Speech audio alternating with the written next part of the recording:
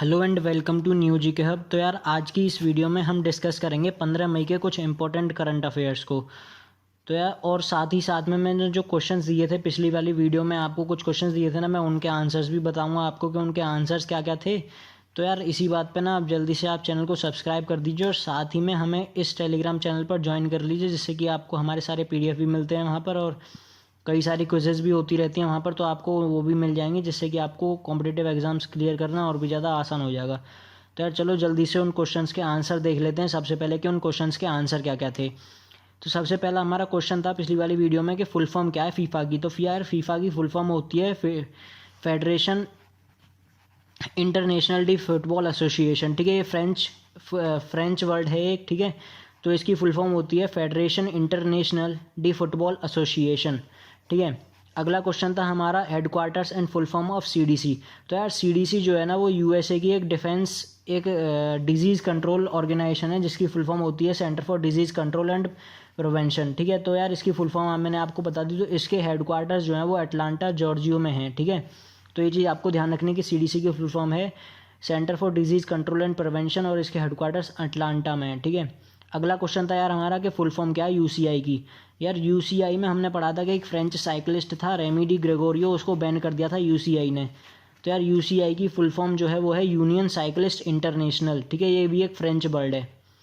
ठीक है, उसके बाद में हमारा एक अगला क्वेश्चन था कि name of Bengaluru airport, what is the best regional airport. तो यार बेंगलुरु एयरपोर्ट का नाम, जिसको best regional airport in India and central Asia दिया गया, उसका नाम है यार केम्पेगौड़ा इंटरनेशनल एयरपोर्ट। ठीक है, उसके बाद में हमारा अगला क्वेश्चन था कि how many countries are included in second phase of Vande Bharat mission. तो यार इसमें ना 31 कंट्रीज़ को टोटली इंक्लूड किया गया है अभी के लिए, जिसमें कि मैंने आपको बताया था कि साथ में इसमें यूरोपियन कंट्रीज़ को भी इंक्लूड किया गया है, जैसे कि रशिया थे हमारे, और रशिया के साथ साथ हमारा जितने भी यूरोपियन कंट्रीज़ थे और सारे थाईलैंड वगैरह, इन सबको भी इंक्लूड किया गया। तो टोटल आपको भी बताना था कि कितने कंट्रीज़ इंक्लूड किए गए हैं। तो यार वो 31 कंट्रीज़ इंक्लूड किए गए हैं इसमें। अब उसके बाद में हमारा था यार क्या कहते हैं कि what is Ayushman Bharat scheme. यार सबसे पहले तो आपको ये ध्यान रखना था कि आयुष्मान भारत स्कीम जो है वो यूपी के अंदर सबसे पहले लगाई गई है, और इसमें जो है आयुष्मान भारत में जो हॉस्पिटल्स हैं उनको PPE किट्स जो हैं वो 50% सब्सिडी के ऊपर अवेलेबल कराई जाएंगी। ठीक है, तो ये बहुत अच्छा इनिशिएटिव है यूपी गवर्नमेंट द्वारा, जिससे कि हॉस्पिटल्स को सस्ते में उनकी PPE किट्स मिल जाएंगी। ठीक है, तो यार अब अगला क्वेश्चन था हमारा कि फुल फॉर्म ऑफ होप। तो यार होप की फुल फॉर्म थी हेल्पिंग आउट पीपल एवरीवेयर। ठीक है, हेल्पिंग आउट पीपल एवरीवेयर। अब यार ये होप जो था वो उत्तराखंड के CM ने लगाया था। होप पोर्टल का काम क्या था? होप पोर्टल का काम था कि स्किल को डेवलप करना और एम्प्लॉयबिलिटी को बढ़ाना। ठीक है, उत्तराखंड के लोगों की। ठीक है, तो होप पोर्टल का काम है। ठीक है, अब इसमें आती है कि भाई full form of cares in PM cares fund. यार आप सबको पता है कि हम लोग आजकल PM केयर्स फंड में बहुत सारा डोनेशन दे रहे हैं, तो अब उसमें केयर्स की फुल फॉर्म क्या है? तो यार केयर्स की फुल फॉर्म है इसमें citizens assistance and relief in emergency situations. ठीक है, citizens assistance and relief in emergency situations. ठीक है, तो यार आपको ये चीज़ ध्यान रखनी है केयर्स की फुल फॉर्म क्या है। उसके बाद हमारी अगला क्वेश्चन था कि what is infant mortality rate. तो इन्फेंट मोर्टेलिटी रेट में जब आपको करंट अफेयर बता रहा था वो वाला, तो मैंने आपको तब समझाया था कि इन्फेंट मोर्टेलिटी रेट होता है कि जब कोई बच्चा अगर 1 साल से कम उम्र का है और उसकी अगर डेथ हो जाती है किसी भी कारणवश, तो उसे हम कहते हैं इन्फेंट मोर्टेलिटी। ठीक है, तो इन्फेंट मोर्टेलिटी रेट आपको समझ में आ गया ना कि पर 1000 बच्चों में कितने बच्चों की डेथ हो रही है जिसकी उम्र 1 साल से कम है। ठीक है, तो इन्फेंट मोर्टेलिटी रेट भी आपको समझ में आ गया। उसके बाद यार ये क्वेश्चन था कि name the states with highest and lowest infant mortality rate. Highest का मतलब है यहाँ पर यानी वर्स्ट स्टेट कौन सा है जिसमें सबसे ज़्यादा इन्फेंट मोर्टेलिटी रेट है, और लोएस्ट का मतलब है कौन सा बेस्ट स्टेट है जिसमें बहुत ही ज़्यादा कम इन्फेंट मोर्टेलिटी रेट है। तो यार हाई यानी वर्स्ट स्टेट है हमारा मध्य प्रदेश, और हमारा बेस्ट स्टेट है यार हमारा नागालैंड। ठीक है, तो यार यही थे कुछ क्वेश्चंस जो कि पिछली वीडियो में मैंने आपसे पूछे थे, और इनके आंसर्स भी मैंने आपको दे दिए। होप करता हूँ कि आपको सारे आंसर समझ में आ गए होंगे और आपको याद भी हो गए होंगे। इतना भी कठिन नहीं था यार इनके आंसर्स।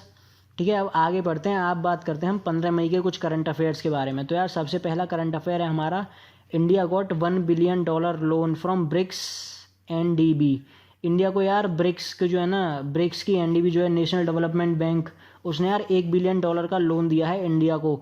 और वो यार इसीलिए दिया है कि अभी आपको रिसेंटली पता है कोविड-19 पैंडेमिक, इसकी वजह से असिस्टेंस की सबको लोन चाहिए, सबको पैसा चाहिए यार अपनी इकोनॉमी को चलाने के लिए और अपने लोगों को फीड करने के लिए। तो यार इसीलिए ब्रिक्स के जो एनडीबी है ना, नेशनल डेवलपमेंट बैंक, जो उसने इंडिया को $1 बिलियन का लोन दिया है। ठीक है, अब अगला है हमारा कि Italy developed I feel you bracelet. अब यार इस ब्रेसलेट का ना नाम याद रखना, ये ब्रेसलेट ना बहुत ही ज़्यादा खास है इस वक्त, मेरे को ऐसा लगता है। ठीक है, इस ब्रेसलेट में पता क्या है, इस ब्रेसलेट में उन्होंने कहा है कि सबसे मेन काम जो है इस ब्रेसलेट का है कि ये सोशल डिस्टेंसिंग को प्रमोट करता है। अगर ये दो बंदों ने पहन रखा है ना, अगर वो आपस में पास पास आते हैं तो ये ब्रेसलेट वाइब्रेट करने लगता है और बताने लगता है कि आप जो है ज़्यादा पास आ रहे हैं तो आप थोड़ा दूर हो जाइए। ठीक है, तो एक मेरे को बहुत अच्छा इनिशिएटिव लग रहा है इटली द्वारा, जो कि लिया गया है आई फील यू ब्रेसलेट नाम से। ठीक है, आपको ये ध्यान रखना कि ब्रेसलेट का नाम क्या है, आई फील यू ब्रेसलेट। ठीक है, उसके बाद में अगला आता है कि $1 billion social protection package by world bank of for India. यार वही वाली सेम बात है जो ब्रिक्स ने दिया था इंडिया को $1 बिलियन का लोन, ऐसे ही यार सेम वर्ल्ड बैंक ने $1 बिलियन का लोन दिया सोशल प्रोटेक्शन यानी सोशल गैदरिंग को कम करने के लिए और यार थोड़ा फिजिकल डिस्टेंस क्रिएट करने के लिए उसने यार $1 बिलियन का लोन दिया है वर्ल्ड बैंक ने इंडिया के लिए। ठीक है, अब आगे आता है हमारा कि वेस्ट बंगाल गवर्नमेंट लॉन्च मातृ स्मृति योजना स्कीम, सॉरी। ठीक है, तो यार इस मातृ स्मृति स्कीम में यार ऐसा है कि वेस्ट बंगाल में जो भी 50,000 एकड़ की जो बैरन लैंड है ना, जो लैंड जो बेकार है या फिर जो यूज़ नहीं हो सकती, तो यार उसे ना बंगाल की जो सीएम है या फिर बंगाल की जो गवर्नमेंट है ना, उसने यार उस 50,000 एकड़ की जो ज़मीन है वहाँ पर उसमें उसने हॉर्टिकल्चर और पिसीकल्चर को प्रमोट करने के लिए उस लैंड को यार यूज़ करने के लिए इसी में ये मातृ स्मृति स्कीम निकाली, जिसमें कि वो लोगों को प्रमोट करेगी कि आप यार हॉर्टिकल्चर करो, पिसीकल्चर करो यानी मछलियों का पालन करो या फिर फलों को उगाओ जिससे कि आपको कमाई हो। ठीक है, तो आपको ये चीज़ ध्यान रखनी कि मातृ स्मृति स्कीम में क्या है, उन्होंने 50,000 एकड़ की जो बैरन लैंड है उस पर हॉर्टिकल्चर और पिसीकल्चर को प्रमोट करने के लिए ये वाली स्कीम को लॉन्च किया है। उसके बाद में आता है यार हमारा कि WPI food inflation rate declined in April 2020। अब यार WPI की फुल फॉर्म है होलसेल प्राइस इंडेक्स। ठीक है, अब यार wholesale price index food inflation rate declined in April 2020। अब यार होलसेल प्राइस इंडेक्स का मतलब है कि जो सामान होलसेल पे बिकता है ना, तो उसमें यार इन्फ्लेशन रेट में जो होता है ना वो उसका कमी आ गई है। जैसे कि अगर कोई सामान है होलसेल पे बिक रहा था पहले 100 रुपये का, अब बिक रहा है यार वो, तो उसमें अगर एक महीने बाद देखें तो अगर वो 101 रुपये का बिकता है तो यार इन्फ्लेशन हुआ ना, तो वो इन्फ्लेशन उसमें अभी कमी आ गई है और वो भी आई है यार, कमी आई है सिर्फ कोविड-19 की वजह से, जिससे कि डिमांड नहीं है मार्केट में इतनी अभी इस वक्त, तो इस वजह से अभी होलसेल प्राइसेस में भी कमी आ चुकी है।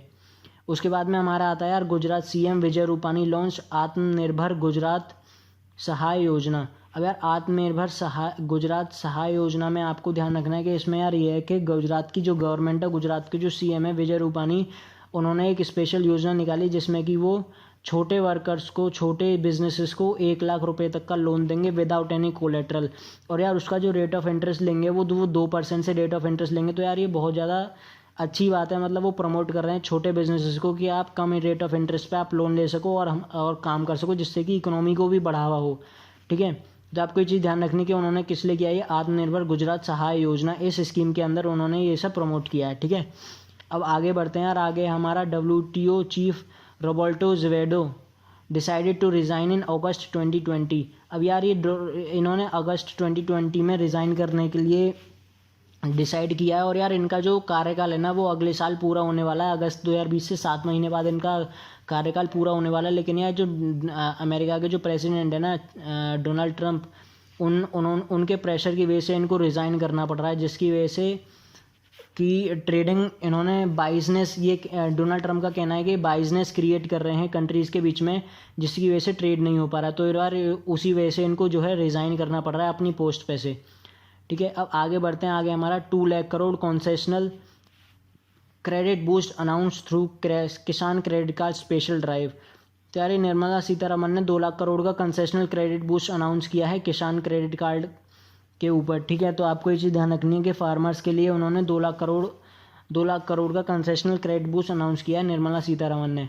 फिर यार अगला है हमारा कि India's carbon emission fail 30% for first time in last 4 decades. यार पिछले 40 साल में पिछले 4 डिकेड्स के अंदर, यानी एक डिकेड होता है 10 साल का, यानी पिछले 40 साल के अंदर जो कार्बन एमिशन है इंडिया का यार वो 30% से गिर चुका है।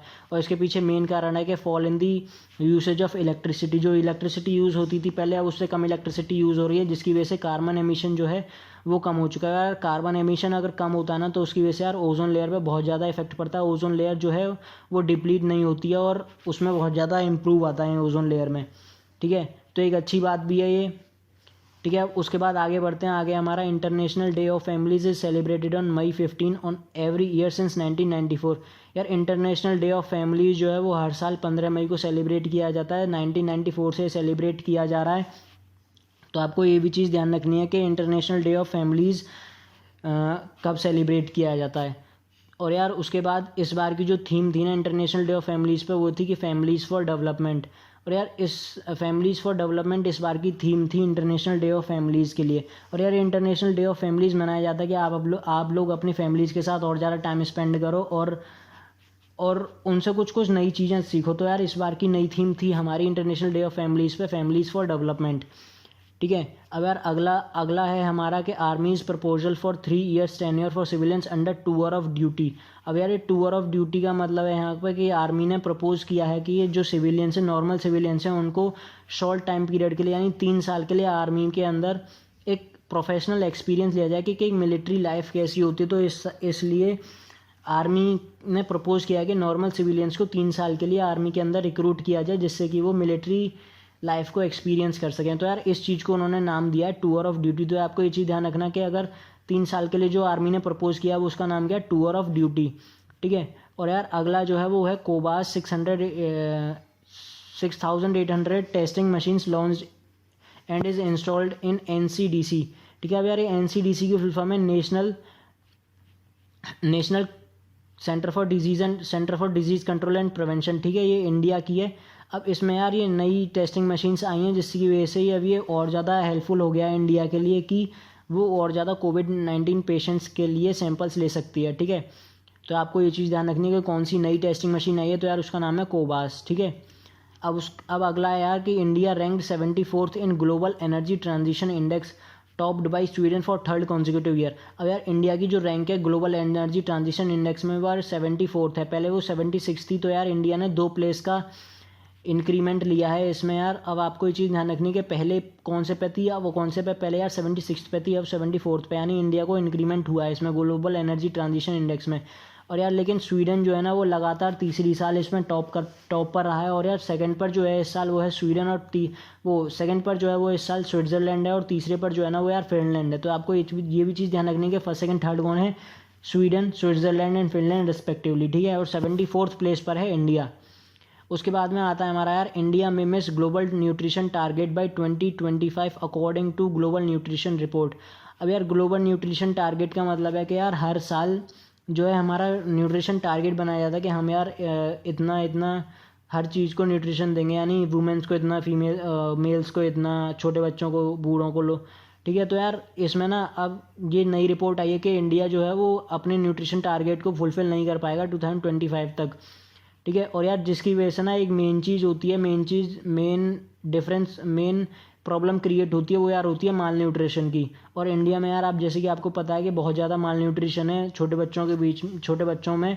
तो यार इस वजह से भी एक बहुत बड़ी प्रॉब्लम बन चुकी है इंडिया में कि माल न्यूट्रिशन, जिसकी वजह से हमारे न्यूट्रिशन टारगेट जो है वो फुलफ़िल नहीं हो पा रहे हैं, ठीक है। यार आगे बढ़ते हैं। आगे हमारा अंजुम मुदगिल नॉमिनेटेड फॉर राजीव गांधी खेल रत्न अवार्ड बाई NRAI। अब यार ये NRAI की फुल फॉर्म है यहाँ पर national rifle association of India, ठीक है। इस चीज़ को आपको ध्यान रखना है कि NRAI की फुल फॉर्म क्या है, national rifle association of India. अब यार इन्होंने अंजुम मुदगिल को नॉमिनेट किया है किसके लिए, राजीव गांधी खेल रत्न अवार्ड के लिए, जो कि पूरे इंडिया का सबसे बड़ा खेल रत्न अवार्ड है, ठीक है, स्पोर्ट्स के लिए। अब उसके बाद में यार आपको ये भी चीज़ ध्यान रखनी है कि जसपाल राणा जो है उनको भी NRAI ने नॉमिनेट किया है द्रोणाचार्य अवार्ड के लिए फॉर 3rd consecutive ईयर, यानी लगातार तीसरे साल इनको NRAI ने नॉमिनेट किया है द्रोणाचार्य अवार्ड के लिए। द्रोणाचार्य यानी यार बेस्ट कोच के लिए इन्होंने नॉमिनेट किया है इनको। अब उसके बाद बात आती है यार हमारी Saurabh Chaudhary and Abhishek Verma nominated for Arjun award by NRAI। अब यार इसमें सौरभ चौधरी जो हैं और अभिषेक वर्मा जो हैं इनको भी नॉमिनेट किया है NRAI ने अर्जुन अवार्ड के लिए, यानी लगातार पिछले 3 साल से जिनका परफॉर्मेंस सबसे बेस्ट रही है उनको यार नॉमिनेट किया जाता है अर्जुन अवार्ड के लिए। तो यार इस साल जो है सौरभ चौधरी और अभिषेक वर्मा को नॉमिनेट किया गया है अर्जुन अवार्ड के लिए। और उसके बाद आता है हमारा Pakistan has named Babar Azam as their captain in ODI format. यार बाबर आजम जो है वो नए कैप्टन बन चुके हैं पाकिस्तानी क्रिकेट टीम के ODI टीम के। और यार ये 2020 क्रिकेट टीम के ये कैप्टन बने थे 2019 में। तो आपको ये चीज़ ध्यान रखनी है कि ODI एंड T20 दोनों के हैं। अब कैप्टन कौन है? बाबर आजम, ठीक है। अब उसके बाद यार हमारा एक और आता है कि Facebook launched $1 lakh challenge named as hateful memes challenge. अब यार ये फेसबुक ने एक नया चैलेंज निकाला है हेटफुल मीम्स चैलेंज, जिसमें कि उन्होंने $1 लाख का कैश प्राइस भी रखा है, $1 लाख का प्राइस भी रखा है। जिसमें यार अब इसमें पता क्या है हेटफुल मीम्स चैलेंज में है यार कि जितने भी डेवलपर्स हैं ना, जितने भी वेब डेवलपर्स हैं उनको फेसबुक ने चैलेंज किया है कि आप एक ऐसा AI मॉडल प्रिपेयर कीजिए जिससे कि हम जो है हेटफुल मीम्स को रिकॉग्नाइज़ कर सकें अपने आप ही, तुरंत अपने आप रिकॉग्नाइज़ कर सकें उस AI मॉडल से। तो यार जो भी इसको अच्छे से कर पाएगा तो यार फेसबुक जो है उसको $1 लाख का इनाम देगा, ठीक है। तो आपको ये चीज़ ध्यान रखनी है कि फेसबुक के $1 लाख के चैलेंज का नाम क्या है? Hateful memes challenge. और यार इसमें फेसबुक ने जो है वो वेब डेवलपर्स को चैलेंज किया है कि वो एक ऐसा AI मॉडल प्रिपेयर करें जिसकी वजह से हम हेटफुल मीम्स को रिकॉग्नाइज़ कर सकें। तो यार यही तो कुछ हमारे इंपॉर्टेंट करंट अफेयर्स। अब यार हम बात करते हैं हमारे कुछ क्वेश्चंस की। तो यार सबसे पहला हमारा क्वेश्चन है कि when is BRICS NDB establish and currently headed by. तो यार ये चीज़ मैंने शायद आपको नहीं बताई है, लेकिन आप जो हैं अपने आप अगर आपको पता है तो यार आप कमेंट कर दीजिए नीचे आंसर कमेंट में। अगर नहीं पता है तो यार अगली वीडियो में तो मैं आपको बता ही दूंगा कि कब इस्टेब्लिश हुई थी और करंटली हेड कौन है इसके। उसके बाद में यार अगर हमारा अगला क्वेश्चन है कि what is Matir Smriti scheme in West Bengal. यार ये भी मैंने आपको बताई थी कि मातिर स्मृति स्कीम क्या थी हमारी। फिर उसके बाद में मैंने WPI की फुल फॉर्म भी बताई थी आपको कि फुल फॉर्म ऑफ WPI, ठीक है। फिर उसके बाद में मैंने आपको आत्मनिर्भर गुजरात सहाय योजना भी बताई थी कि गुजरात सहाय योजना में उन्होंने क्या क्या लॉन्च किया था गुजरात के CM विजय रूपानी ने, ठीक है। अब उसके बाद में हेड क्वार्टर्स ऑफ WTO के हेड क्वार्टर्स कहाँ हैं आपको इसका भी आंसर नीचे कमेंट में करना है, ठीक है। कमेंट आप इन सारे आंसर्स को कमेंट में नीचे कमेंट कर दीजिएगा जिससे कि मैं देख लूँ कि आप सब लोगों को आंसर्स पता है कि नहीं पता, या फिर आप लोगों को समझ में आ रहा है नहीं आ रहा। तो यार अगला क्वेश्चन है हमारा इसी बात पर कि what is the theme for international families day 2020। यार ये भी चीज़ मैंने आपको बताई थी कि इंटरनेशनल फैमिलीज़ डे 2020 की थीम क्या है। तो यार हमारे थोड़े से क्वेश्चन और हैं, वो हैं कि फुल फॉर्म ऑफ ब्रिक्स और या फिर name of countries included in BRICS. तो यार आपको फुल फॉर्म बतानी है ब्रिक्स की, या फिर वो आपको उन मेंबर्स बताने हैं ब्रिक्स में कौन कौन से मेंबर्स आते हैं, यानी कौन कौन से कंट्रीज़ उसके ब्रिक्स के मेंबर्स हैं, ठीक है। तो ये भी चीज़ आपके लिए आसान है, ज़्यादा भी कठिन नहीं है यार ये वाला भी क्वेश्चन। उसके बाद आता है कि what is tour of duty. यार ये वाले भी मैंने आपको बताया था कि what is tour of duty क्या है। यार टूर ऑफ ड्यूटी इतना भी कठिन नहीं था, मैंने इसमें बता दिया आपको, सब क्लियर कर दिया कि टूर ऑफ ड्यूटी क्या था। उसके बाद में मैंने आपको ये भी बताया था कि ग्लोबल एनर्जी ट्रांजिशन इंडेक्स में सेकंड और थर्ड प्लेस पर कौन था, और मैंने आपको बताया था कि फर्स्ट प्लेस पर भी कौन था। तो यार आपको सेकंड और थर्ड प्लेस होल्डर्स के नाम जो है वो नीचे कमेंट में बताने के कौन कौन थे। तो यार आज की ना इस वीडियो में इतना ही है। अगर आपको ये सारी वीडियो अच्छी लगी हो तो जल्दी से अगर हमें इस टेलीग्राम चैनल पर ज्वाइन कर लीजिए, जिससे कि आपको सारे हमारे PDF भी मिल जाएंगे। और ये वाली वीडियो जो है वो आपको भी यहाँ पर टेलीग्राम चैनल पर हमारे PDF फॉर्मेट में भी मिल जाएगी। तो यार आप इस वीडियो को PDF में भी पढ़ सकते हैं वहाँ पर, तो आपके लिए और ज़्यादा ईजी हो जाएगा। डबल यार जितना ज़्यादा करो उतना ज़्यादा अच्छा है ना। तो इस वजह से आप लोग जल्दी से अगर हमें सब्सक्राइब भी कर लीजिए यूट्यूब पर, और हमारे टेलीग्राम पर हमें ज्वाइन भी कर लीजिए। तो यार आज की इस वीडियो में इतना ही। वीडियो देखने के लिए थैंक यू। और आपको अगर वीडियो अच्छी लगी हो तो जल्दी से इस वीडियो को लाइक कर दीजिए और हमारे चैनल को सब्सक्राइब कर दीजिए।